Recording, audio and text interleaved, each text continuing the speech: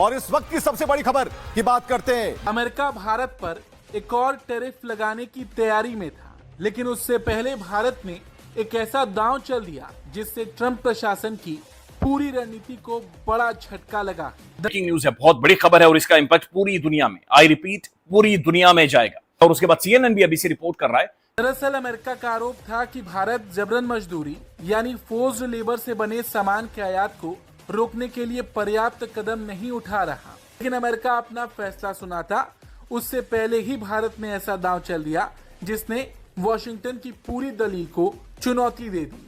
तमाम नेगोशिएशंस, मुज़ाकरात, जो भी बातचीत ट्रंप थैले अमेरिका के साथ जारी थी, उसे खत्म कर दिया है। भारत सरकार ने विदेश व्यापार नीति में बड़ा बदलाव करते हुए ऐलान कर दिया कि अब जबरन मजदूरी से बने किसी भी सामान का भारत में आयात नहीं होगा।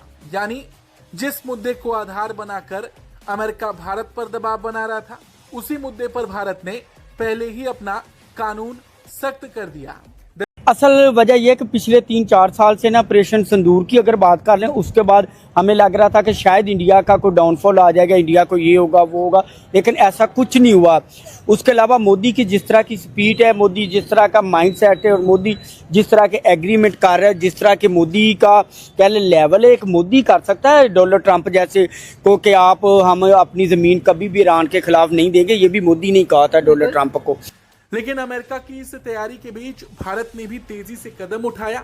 13 जुलाई को directorate general of foreign trade DGFT ने एक नई अधिसूचना जारी की। इसमें साफ कहा गया कि अब ऐसा कोई भी सामान भारत में आयात नहीं किया जा सकेगा जिसे पूरी तरह या आंशिक रूप से फोर्स्ड लेबर यानी जबरन मजदूरी से तैयार किया गया हो।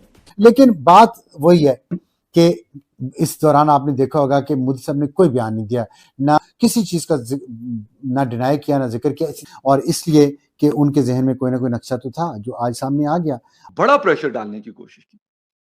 गालिबन ये मेरा ख्याल क्रेडिट जाता है इंडिया की हुकूमत को या फिर इंडिया को। लोग अभी तक समझ नहीं रहे हैं कि डोनाल्ड ट्रंप की सारी पॉलिटिकल और military strategy is aimed at protecting American economy, protecting American dollar.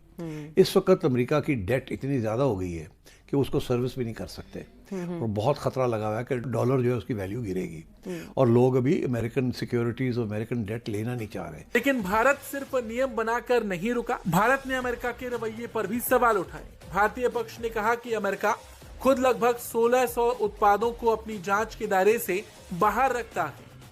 अगर उद्देश्य वास्तव में जबरन मजदूरी को रोकना है तो फिर इतने बड़े पैमाने पर छूट क्यों दी जा रही है? अगर आप धमकी दे रहे हैं, इसका मतलब ही ये है 50% फेल हो गया। आप घुटनों पर आ गए कि नहीं जी यार हमारा तो हमने तो दादागिरी करी थी और इंडिया ने मानी नहीं। भारत ने यह भी कहा कि अमेरिकी नीति कुछ मामलों में अपने ही उत्पादों को बढ़ावा देती है, इसलिए केवल दूसरे देशों पर अतिरिक्त टैरिफ लगाना उचित तरीका नहीं।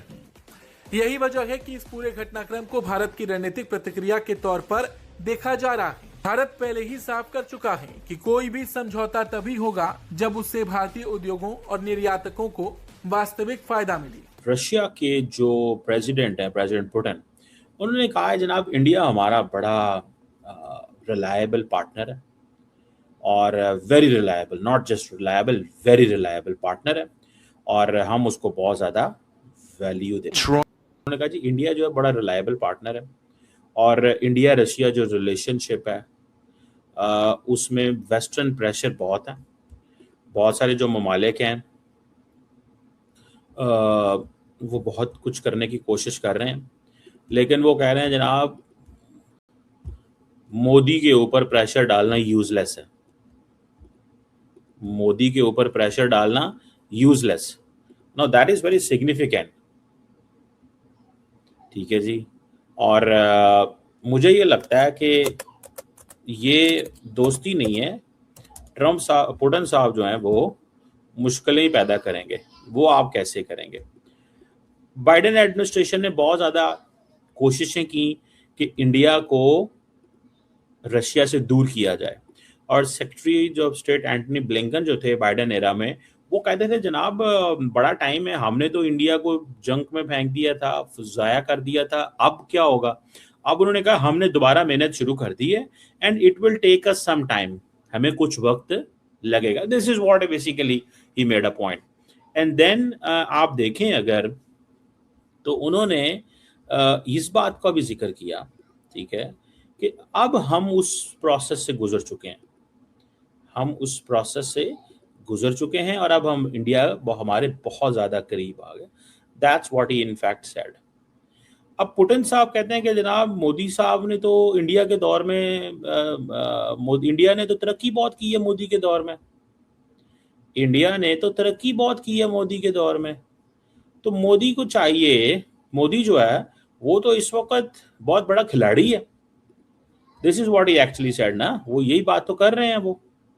अच्छा, मैं इसको थोड़ा सा, obviously I was reading it in a very clear, in a different way. America तक तेल बेच रहे हैं, ठीक है जी, और they are doing it in a very different way, ये बहुत डिफरेंट अंदाज से कर रहे हैं।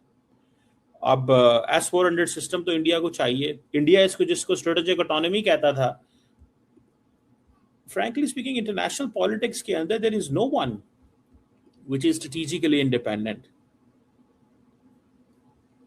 कोई भी ऐसा मुल्क नहीं है जो इंडिपेंडेंट हो। मिसाल के तौर पे अगर आप ये देखें कि प्रेसिडेंट ट्रंप जो है, just look at him what he did. जो प्रेसिडेंट ट्रंप हैं, प्रेसिडेंट ट्रंप ने फैसले करने की कोशिश की किसके।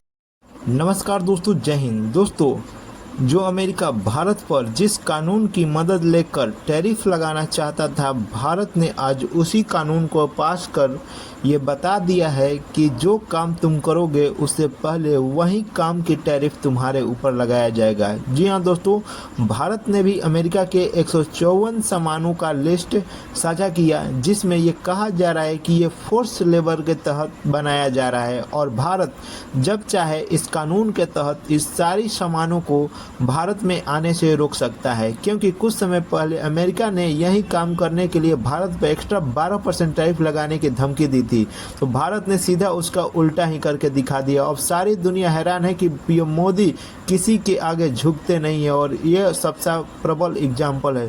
दोस्तों, आपको क्या लगता है? वीडियो पसंद आए वीडियो को लाइक कर और चैनल को सब्सक्राइब करना ना भूलें और आपकी राय जो भी हो कमेंट बॉक्स में अवश्य लिखें। कि जो ट्रंप साहब कहना चाहते हैं वो नेतन्याहू नहीं मानता, और नेतन्याहू डिपेंडेंट है हर लिहाज से अमेरिका के ऊपर। आज अगर अमेरिका अपनी सपोर्ट विड्रॉ कर ले इजराइल के लिए, तो आप इमेजिन कर सकते हैं कि क्या होगा इजराइल के साथ। कोई भी साथ नहीं खड़ा होगा, लेकिन उन्होंने वो खड़े रहे हैं उनके साथ, वो है उनका एक। सो ट्रंप साहब अगर स्ट्रेटेजिक इकोनॉमी की बात करें, सो मुझे ये भी लगता है कि पुतिन साहब ने ये सारी बातें करके इंडिया को कह रहे हैं कि अपनी बात पे खड़े रहना भैया, अपने आप में अपनी बात में खड़े रहना, ऐसे मत करना जो तुम कर रहे हो, ठीक है। कुछ हालात अगर बिगड़ भी गए हैं